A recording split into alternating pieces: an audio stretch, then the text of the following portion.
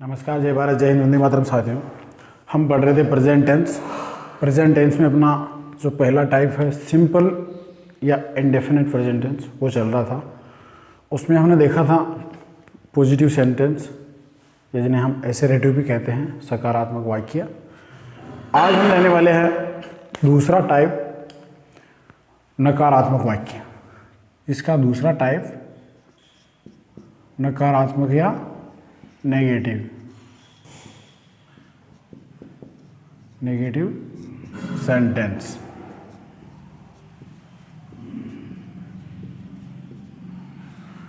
हिंदी में कहते हैं इनको नकारात्मक वाक्य। नकारात्मक वाक्य का मतलब ये होता है कि जिस सेंटेंस में या जिस वाक्य में नकारात्मक शब्दों का प्रयोग होता है उन्हें नकारात्मक कहते हैं, जिसमें नहीं का अर्थ होता है। तो बात करते हैं इसके फॉर्मूले की। तो दोस्तों, उसका एसेरेटिव का या पॉजिटिव का फॉर्मूला सिंपल था, सब्जेक्ट प्लस वर्ब की फर्स्ट फॉर्म एस या E S, third person singular subject के साथ, प्लस ऑब्जेक्ट प्लस अदर्स। इसमें इतना सा चेंज है, सबसे पहले सब्जेक्ट रखेंगे, सब्जेक्ट के बाद आएगी हेल्पिंग वर्ब डू या डज, ठीक है। फिर लगेगा नोट, मतलब नहीं। फिर वर्ब की फर्स्ट फॉर्म प्लस ऑब्जेक्ट और फिर अदर्स जो भी बचा हुआ। देखिए, इसमें हेल्पिंग वर्ब लगती है डू और डज। क्या है ये? हेल्पिंग वर्ब डू और डज, ठीक है। अब डू कहाँ लगता है और डज कहाँ लगता है? जिस प्रकार एसेरेटिव वाक्यों में हम थर्ड पर्सन सिंगुलर सब्जेक्ट के साथ एस या ई एस का उपयोग कर रहे थे, उसी प्रकार इसमें थर्ड पर्सन सिंगुलर सब्जेक्ट के साथ डज लगती है, ठीक है। तो थर्ड पर्सन सिंगुलर सब्जेक्ट मतलब जो तीसरा और अकेला है के साथ डज। बाकी दूसरों के साथ, बाकी सभी सब्जेक्ट के साथ डू का प्रयोग होता है, डू का प्रयोग होता है, ठीक है। ये इसमें ध्यान रखने वाली बात है। आपने देखा उसमें सब्जेक्ट था, यहाँ कुछ भी नहीं था, वर्ब की फर्स्ट फॉर्म, फिर एस या ई एस और फिर ऑब्जेक्ट और फिर अदर्स था। इसमें ये बीच में लग गया डू और डज और ये इसके साथ में नोट आएगा। हमेशा ध्यान रखना, सभी सेंटेंस में नोट की पोजीशन जो तीसरे स्थान पे ही होती है। अब अगर इसके सेंटेंस की बात की जाए दोस्तों, तो सेंटेंस लेते हम। पहला सेंटेंस, राम रविवार को विद्यालय नहीं जाता है, ठीक है। राम रविवार को विद्यालय नहीं जाता है, ठीक है। अब इसमें ये नहीं आ गया, इसलिए ये नकारात्मक हो गया। अब देखिए, सब्जेक्ट सबसे पहले क्या रखेंगे अपन? सब्जेक्ट है इसके अंदर राम। अब राम क्या है? थर्ड पर्सन सिंगुलर है, तो डज। फिर नोट रखेंगे, ये नोट। राम रविवार को विद्यालय नहीं जाता है, वर्ब क्या है? जाना, go, only simple verb go. To school कब नहीं जाता है? रविवार को, संडे।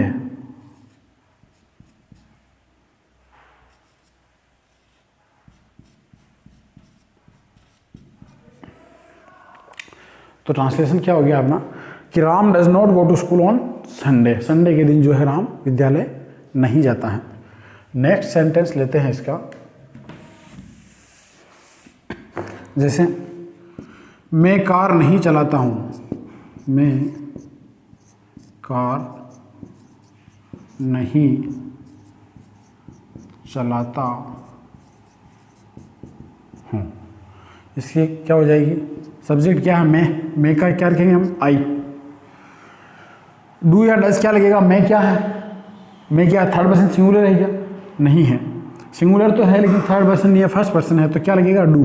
तो आई डू नॉट, चलाने को क्या कहते हैं? ड्राइव।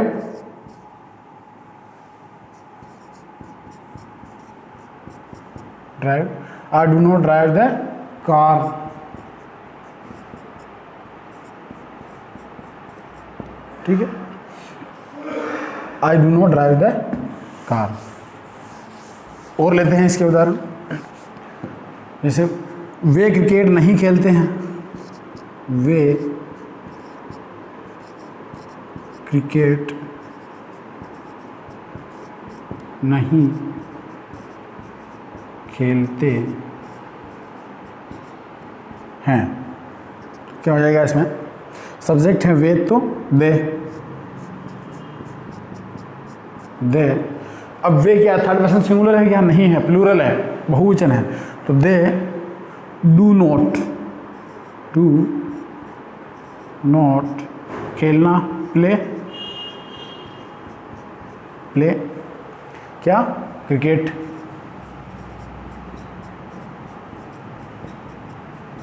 ठीक है, अगला सेंटेंस लेते हैं, जैसे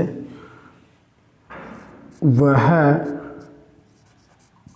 नाचना नहीं चाहता। ठीक है, तो इसका सब्जेक्ट है वह, ही। अगर यही जो फीमेल होता तो हो जाता सी, ही। अब डू नॉट आएगा या डज नॉट आएगा, क्योंकि वह थर्ड पर्सन है, इसलिए ही डज नॉट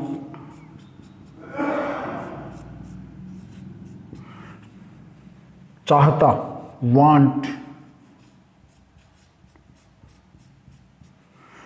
नाचना। He does not want to dance.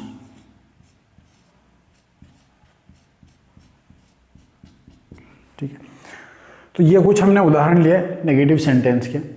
अगला टाइप लेते हैं दोस्तों, इंटेरोगेटिव।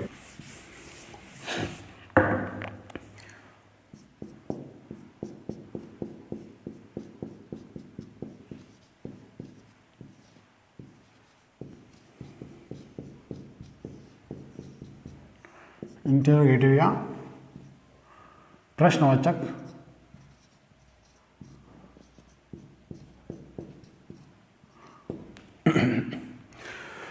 सबसे पहली बात तो किसी वाक्य में अगर कोई प्रश्नवाचक शब्द आता है तो उससे बनने वाला वाक्य प्रश्नवाचक वाक्य कहलाता है। दूसरा, इंग्लिश की बात करें तो इसमें जो है हेल्पिंग वर्ब से वाक्य को स्टार्ट करना होता है, हेल्पिंग वर्ब से। और हेल्पिंग वर्ब होती है दोस्तों डू और डस। ठीक है, अगर वाक्य में कोई WH फैमिली का वर्ड, WH फैमिली का मतलब होता है दोस्तों WH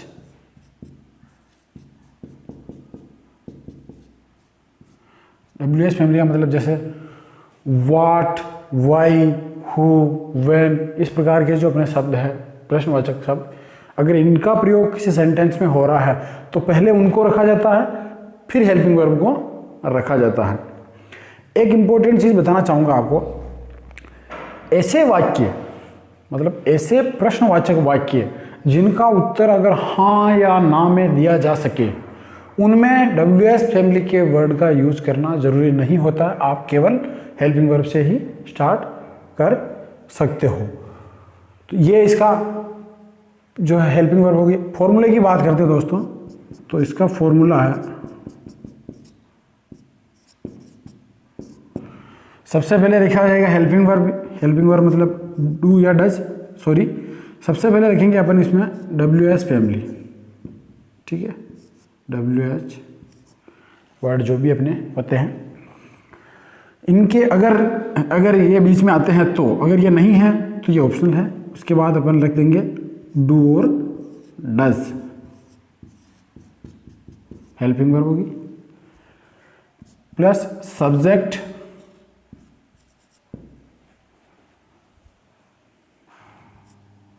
प्लस वर्ब की फर्स्ट फॉर्म प्लस ऑब्जेक्ट और फिर जो भी बचा हुआ है अदर्स।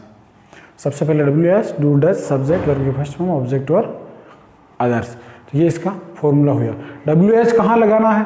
जहाँ पे ज़रूरत हो, अगर WH की डिमांड हो तो ही WH लगेगा। जैसे अब इसके जो है एक दो सेंटेंस लेके देखते हैं हम। जैसे क्या वह जाता है, क्या वह जाता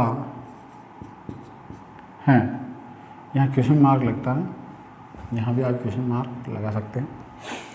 अब देखिए यहाँ एक शब्द आया है क्या, अगर देखा जाए तो ये WH फैमिली का है, लेकिन मैंने कहा था आपको कि ऐसे प्रश्नवाचक वाक्य जिनका उत्तर हाँ या ना में दिया जा सकता है। अब इसका दिया जा सकता है क्या वह जाता है, हाँ या ना दे सकते हैं। तो इसमें अपने को WH फैमिली क्या का जो वर्ड होता है वाट वो लगाने की जरूरत नहीं है, तो डायरेक्ट स्टार्ट कर देंगे हम। अब इसमें भी यही वही कंडीशन है, थर्ड पर्सन के साथ वो होता है। तो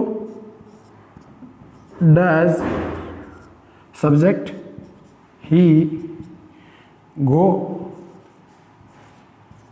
डज ही गो, क्या वह जाता है। अगर यही यूं होता कि वह कहाँ जाता है तो क्या हो जाता ये, जैसे ये यूं होता कि वह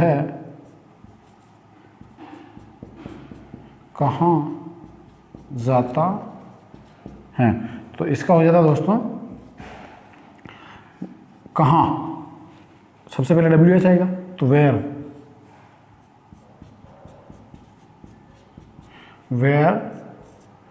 डज ही गो। ठीक है, अंतर आपको समझ में आया होगा। वह कहाँ जाता है, अब इसका जो है हम हाँ या ना में जवाब नहीं दे सकते कि हाँ जाता है, ये तो कोई आंसर नहीं हुआ। तो वह कहाँ जाता है तो ये हाँ या ना में ही है, इसलिए हमने यहाँ पे जो है पहले WH वर्ड लिखा। अब दूसरा सेंटेंस लेते हैं, जैसे तुम वहाँ क्या करते हो, तुम वहाँ क्या करते हो। अब यहाँ ये क्या जो है ना बीच में आया, और तुम वहाँ क्या करते हो मतलब हाँ या ना में तो उत्तर नहीं दिया जा रहा ना, तो इसमें WH फैमिली पहले आएगी। तो क्या, व्हाट,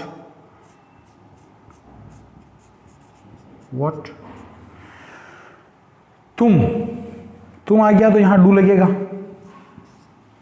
डू क्यों लगेगा, क्योंकि ये थर्ड पर्सन सिंगुलर नहीं है, ये सेकंड पर्सन सिंगुलर है। ठीक है, what do subject you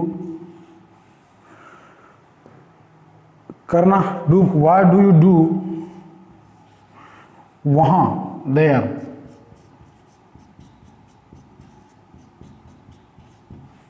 what do you do there, तुम वहां क्या करते हो। समझ में आया होगा आपको। एक दो सेंटेंस और रहते हैं।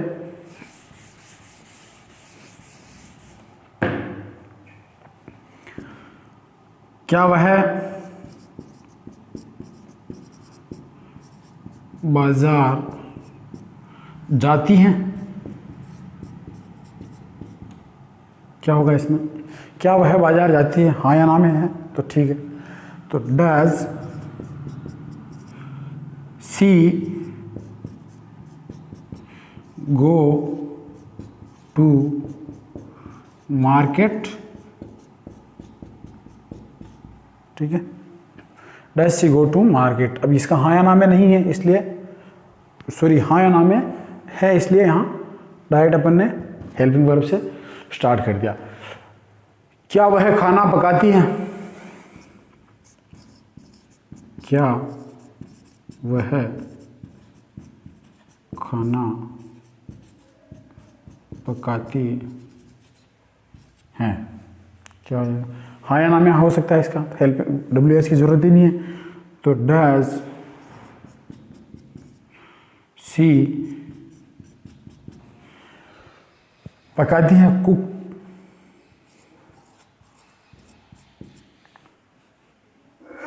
Food? Does she cook food? क्या वह खाना पकाती है? तो ये आपने कुछ सेंटेंस देखे अपने इंटरोगेटिव के। अगला टाइप लेते हैं इंटरोगेटिव नेगेटिव।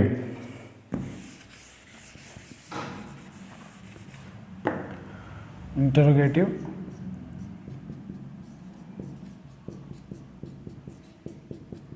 ठीक है। फॉर्मूले की बात करें दोस्तों तो इसका हो गया फॉर्मूला, ये डी टाइप अपना चौथा। फॉर्मूले की बात करें तो सबसे पहले आ जाएगा अपना WH, उसके बाद आ जाएगा हेल्पिंग वर्ब डू या डज, फिर आ जाएगा अपना सब्जेक्ट,